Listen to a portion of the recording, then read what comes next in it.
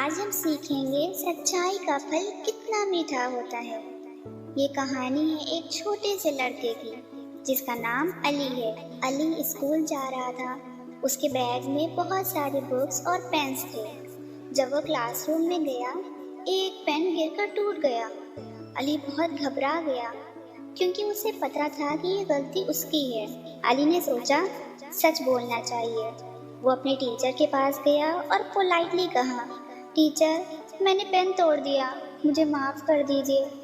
Teacher نے مسکراتے ہوئے کہا، کوئی بات نہیں علی، تم نے سچ بولا، یہ بہت اچھی بات ہے۔